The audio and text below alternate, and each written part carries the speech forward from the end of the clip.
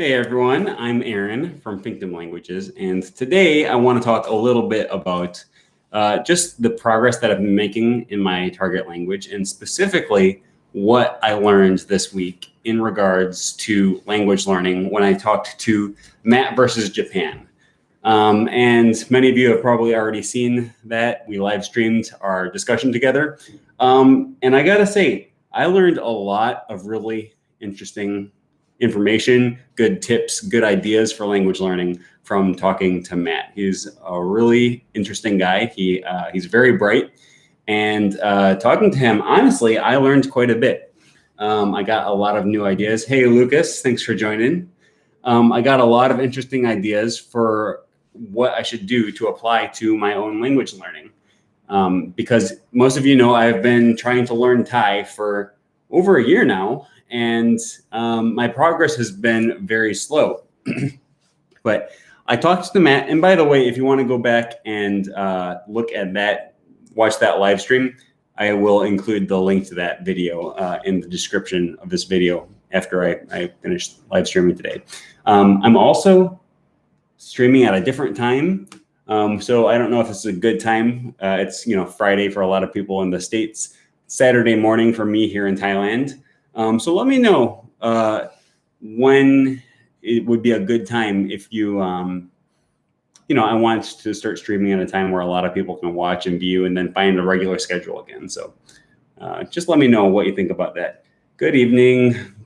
It's morning for me here in Thailand. But anyways, Matt, in my video in my chat with him, he talked about a concept called AJAT, all Japanese all the time, and how when he first started learning Japanese, he was studying Japanese for like 6 to 8 hours a day. And that doesn't necessarily mean sitting down with a textbook and, studying in that traditional manner, like many of us grew up doing in school, and memorizing grammar rules, trying to develop a conscious model and learning facts about the language, and trying to learn exactly what the language works like on a conscious level. It has a lot more to do with just exposing yourself to the language on a regular basis, spending lots of time in the language, listening to the language, watching movies, watching TV in the language, and just getting that exposure.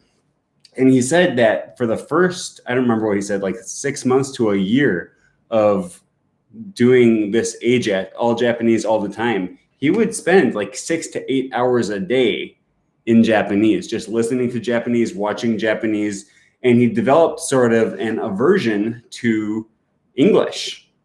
He wouldn't watch things in English. He wouldn't, read things in English.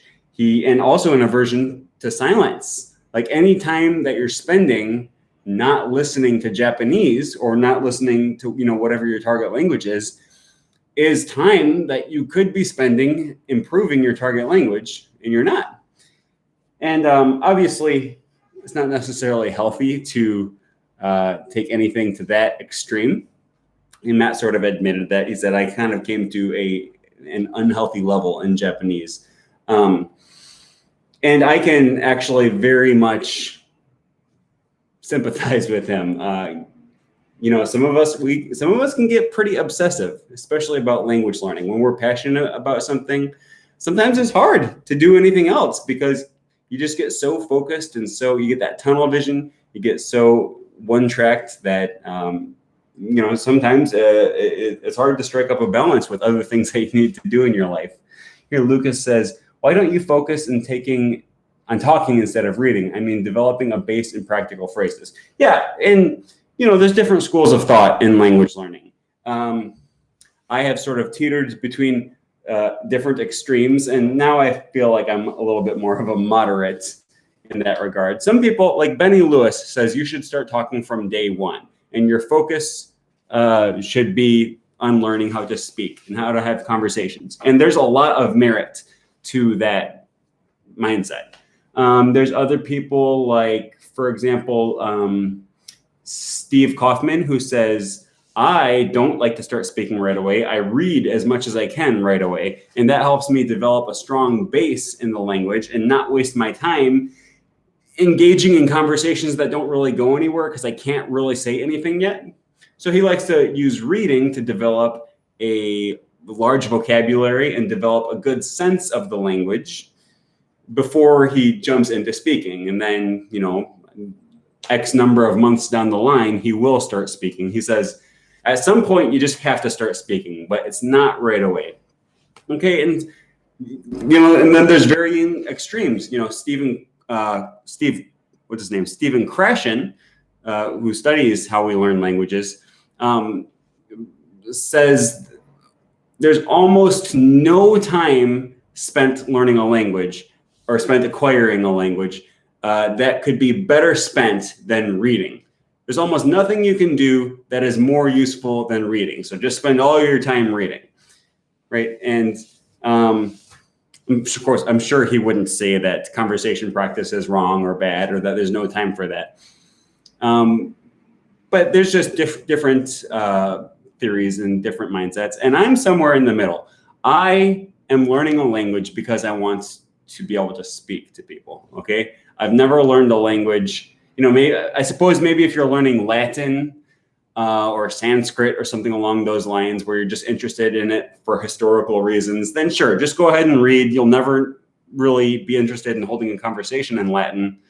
That's not what you're learning the language for. But 99.9% of us are learning a language because we want to speak to people, right? So I say I do try to start speaking and holding conversations, maybe early on as text conversations, and then I try to graduate pretty quickly to actual voice conversations. Because ultimately, that's what I'm trying to accomplish. Now, reading in your target language and listening, or in other words, input, is a great supplement to anything that that will ultimately lead you to improve in your speaking, right? Because what are you doing when you're reading? You're exposing yourself to how the language works. You're seeing vocabulary words in context, in actual sentences. Okay? You're getting used to the way that your target language is different from your native language, and you're starting to get comfortable, and you're starting to get accustomed to the strange idiosyncrasies that are in your target language, and the ways that they express things differently than the way you would normally think to express things. Hi, Justin. Thanks for joining. Justin says, if you spend all of your time reading a typical Thai book with its formalities, I don't know how you would understand the way people actually speak in everyday Thai. Yeah, and that's 100% true. I mean, you don't want to spend all of your time doing one thing or another, right? I'm learning Thai because I want to learn to speak with Thai people. And I just will never be able to do that if I spend all of my time reading. You need to practice the skills that you're going to use. But it's just not feasible for me to spend all of my day having conversations with people. I mean, you can do quite a bit of that. You can pay italki tutors. I'm in Thailand, so I can go out and find people to speak to.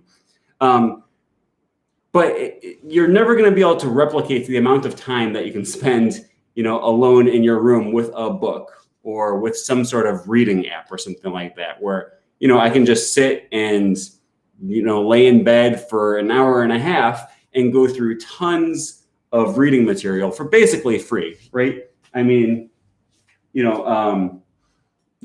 books in your target language, you buy it one time, and then that'll provide you hours and hours and hours of language practice. Whereas, I'm spending $10 for a half-hour lesson on italki. Hi, Kuchapat. Thanks for joining. Lucas Santos says, it has pros and cons, I guess. You can catch bad speaking habits, and it will be very hard to leave them in the future. Haha. I have had a really bad time with wood a long time ago. So it depends what you mean. I mean, when I'm learning a language, I want to learn how to speak the way people talk. And people don't speak like textbooks, okay? The more you hang out with people and get a sense of the way they use slang, the way they sort of use not complete sentences. We very often speak in sentence fragments. Okay, and maybe your English teacher taught you not to do that in school, but the reality is that's just how people speak.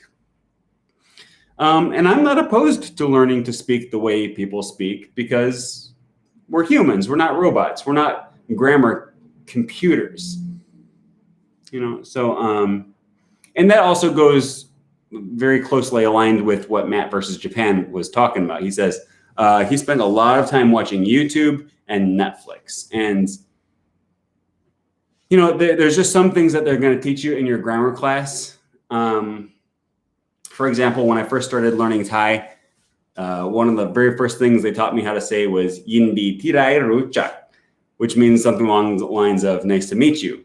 And I said that to someone, and he's like, dude, that sounds so funny. Don't say that. And he's like, it's correct. Like, your grammar book taught you something. It wasn't teaching you wrong, but it just sounds so formal, like pleasure to make your acquaintance or something like that, which if you're learning English, you might have been taught pleasure to make your acquaintance. And it's not wrong. People say that, but it's just so formal. It doesn't seem to fit the context of if you're meeting someone your age and in your same social class, then you're not going to say that. You're just going to say nice to meet you. All right. Kuchipat says most textbooks are obsolete. I don't really like textbooks. They provide some value, and it's interesting.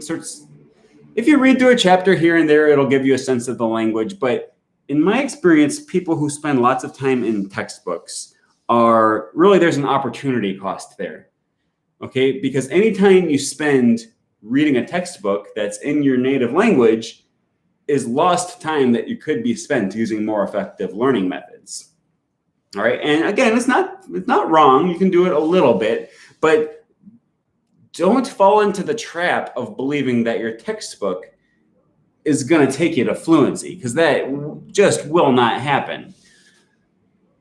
It'll give you some head knowledge, and it'll help you learn some facts about the way the language works. But what you really need to do is expose yourself to the language, see how people actually use the language, get a sense of what people actually say, get lots of example sentences, hear the way that people speak, and then practice trying to use the language in that way. Because when you take in a whole bunch of exposure and you listen to the way people speak and you think, oh, that's easy, I'm going to try that. And then you go out and try and realize it's not as easy as you think. So it's just going to take some fumbling around. You got to flub back and forth and just make all kinds of mistakes. And then it's a messy process, but slowly you'll work your way through, and you'll start to make more sense of this language that just seemed like a bizarre stream of sounds at first. And now you're starting to be able to decipher it. And it doesn't take place all at once. It's a slow process. And it's embarrassing and it's tiresome. But if you keep doing that, the more you keep putting yourself in uncomfortable situations where it's just tough and it doesn't feel right, the more you do that, the quicker you'll learn, truly. Paul Howlett says, textbooks do not give you the nuances of a foreign language. And that's 100% true. I've been watching a lot of Netflix recently in Thai. I watch Thai TV shows, and my Thai is not good enough to understand a TV show in Thai. Okay, it's just not. So I have been watching Thai TV shows with English subtitles. I know that's controversial. Maybe you think I shouldn't do that. I don't really care what you think, to be honest. Anyways, I've been watching Thai TV shows with English subtitles, and I'm getting a sense, the subtitles help me understand what's going on in the story. And then these TV shows help me so much more than a textbook to get a sense of the way people actually interact in the language. One thing that I never would have learned in a textbook, and I actually never realized up until last month when I started watching Netflix in Thai, is a lot of times on the show, when someone is just going to agree, when they would say something like yeah or sure or fine, the Thai people in the show would just say ugh. They just kind of make a sound like, not necessarily even a word, which is sort of, you can kind of imagine how maybe someone learning English might be surprised that instead of saying yes, you can say mm-hmm, or yeah, or uh-huh, right? Like if you weren't familiar with English, you might not already be aware that uh-huh is also an affirmative response, and it means yes, okay? So the same thing goes for any language, and they're not going to teach you that in a textbook. But just by watching people interact, watching the characters on the TV show, I'm starting to get more of a sense of some of the nuance in the way people actually interact. And it's been really nice. Once I finish watching an episode with Thai speaking and English subtitles, I also then, my goal is to go back and actively watch the show with subtitles in Thai. Now that I already know the storyline, I already know what's going on, I'm not going to be lost. I'm going to try to follow along with the Thai subtitles and improve my reading as well, and get more of an active approach as opposed to just sort of hearing the Thai in the background while I read the English subtitles. And, this approach has allowed me to spend a lot more time in Thai than I was doing before. On a good day, it used to be I would spend an hour practicing Thai. If I could motivate myself to sit down with a Thai book for an hour, studying and being very tedious and meticulous about looking up words and things like that, I could motivate myself to do that for about an hour, tops. Okay, but when I'm watching an interesting TV show, when I'm listening to Thai music, which I am doing a lot more of now, when I'm reading through stories, children's stories, so not amazingly interesting, but interesting enough to hold my interest, especially since I know I'm improving my Thai. When I do lots of that stuff, it's not as difficult as when I was doing very focused and meticulous study.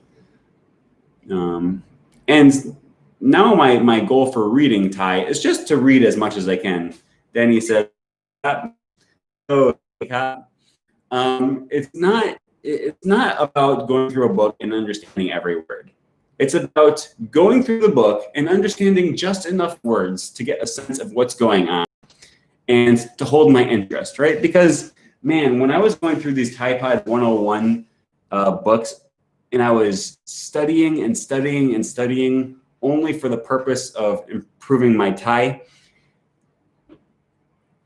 it was just boring. I'm reading this book about what happens when you put a seed in the ground and which planets go around the sun and what can we do on a rainy day. And all of that was fine. It was in Thai, and I was, getting more exposure to Thai sentences and these Thai vocabulary words and stuff like that. But I had to force myself to do it. And it's a lot more fun to go even through a children's book when I'm just reading through the book to see what happens next, as opposed to forcing myself to go over a page over and over and over, just for the purpose of learning the language with no interest in the actual content on the page. And that's what they call compelling input. Right? It's something that's interesting enough that it makes me want to keep turning the page because I'm interested in seeing what happens next. All right. And I've been reading this children's book called Manat Mani. Manat Mani. And it's meant for first graders, honestly. But it's a story about these children who go around playing in the forest, and then there's different animals, and there's tigers in the woods and stuff like that. And it's very simple. I don't understand every word, but I understand the gist of what's happening, and I just read through and I don't worry. It's not stressful. Okay. And there is a place for what we call intensive reading, where you stop and you learn to read by looking up the words, you practice the sounds that the words make. France says, I couldn't find it in the description below. Could you share my real name? My name is Aaron. Finctum is a long story. I'll share that at the end of this live stream if I have time. But anyways, there is a time and a place for intensive reading. Okay, I'm actually just released a video last night about this book in particular. This word, it's a Thai word, and it says "malet," which means seed. Okay, it's a story about a little boy who just plants a carrot seed. Okay, and like I said in my video, I read through this book probably 100 times.